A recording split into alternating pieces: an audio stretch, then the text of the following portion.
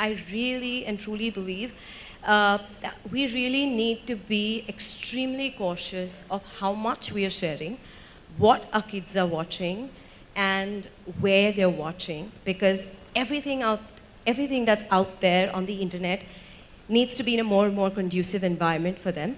Ashutosh heads content for Boot Kids, and while they've just launched this paid subscription app, I think it's at Kidstar Press we also say that you can't survive without digital, right? Because these kids are going to be all doing 21st century jobs that you and me don't even know. We haven't even trained for it. So learning is going to be the constant. So Ashutosh, how tough is it for you to be here? Because everybody says screen time is bad. I think it's an extremely precarious situation to be in for two reasons. One, because I'm very proud of what I'm doing. But on the other hand, I think you're constantly answerable to yourself for everything that you do, because I'm not just a platform. Don't forget, I'm also a parent. And I think that is something which keeps us on our toes every time. So the entire Boot Kids team, no matter what we do, our lens is always, would we do this if we would wanted our own family or our own kids to consume it? And I think once you have that check in place, life becomes much more difficult, but also much more beautiful. Right. We've just celebrated Internet Safety Week. So I want you to tell me, what do the stats look like? I think stats are large numbers because we come from a country that has lots of people. We have probably more number of kids in our country than most other kids would want, or most other countries would want to. But if I have to touch upon the Internet Safety Week, and if we're in that realm, I would say that while we have about 400 million active users on the internet on a regular basis, almost 28 to 30 million of them constitute of school-going children in urban India. Large number, okay? Very large number. I'm sure all the principals in this country coming together cannot regulate them, right? Having said that, 1 out of every 5 kids is susceptible to some format of cyber crime situation. Susceptible. Now, mind you, this is limited to largely the urban audience. God forbid, and can't imagine what would happen if this opened up to the rural part of our country, which is really, really lapping up internet like nobody else. Lastly, I think what I have often read, and I keep consuming data on a regular basis, and I don't want to scare anybody over here because we're all very happy with what the internet gives us, but we also need to be mindful of what it can give us, which we don't want, is that almost 70% of cybercrimes pertaining to kids go unreported. And that is largely due to the fault of the caregivers or people around the child. Now that to me is a baffling stat, and that really concerns me, because if we don't speak up, who is going to speak up? I'm just taking a page from what Samira said, right? Keep it real. So let's just be aware that this is what's happening. So you've told us all the numbers that are quite frightening and baffling, even though that was not your intention. But how do we therefore keep our kids safe? Like, cyberbullying is scary. They're consuming internet.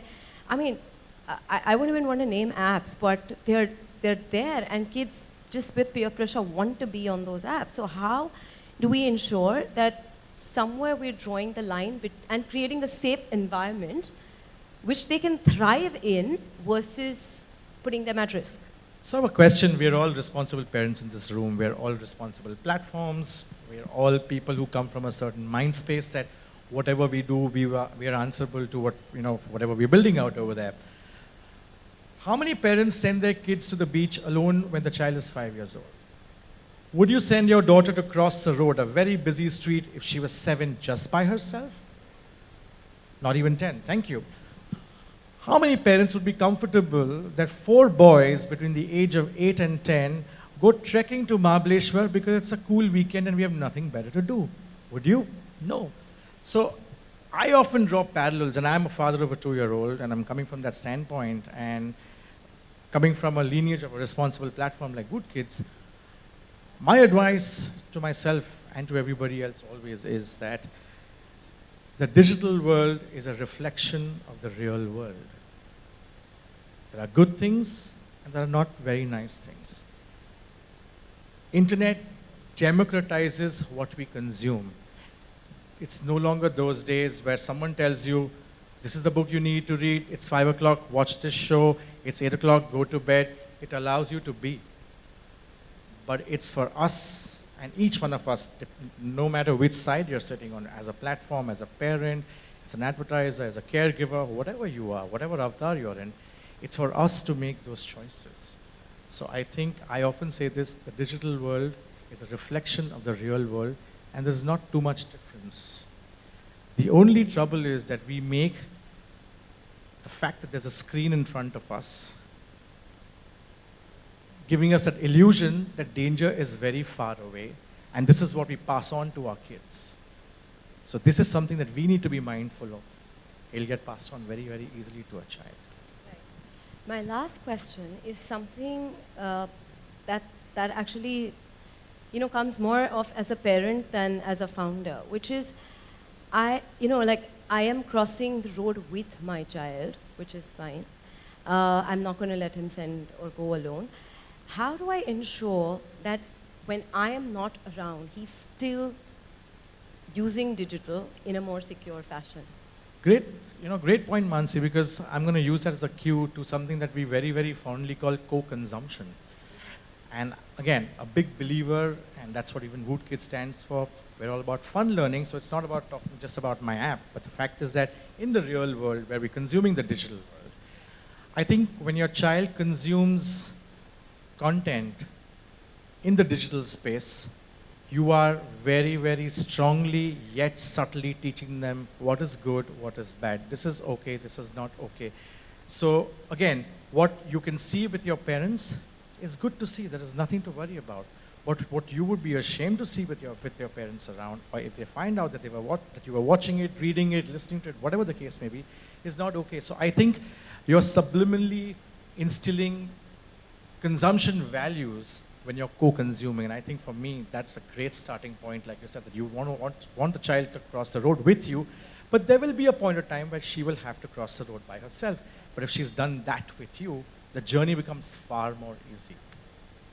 Great, thank you so much. And I'm sure that because he's a new dad, he's going to be extremely responsible about creating some great content. Absolutely. We're all pressure's on, huh?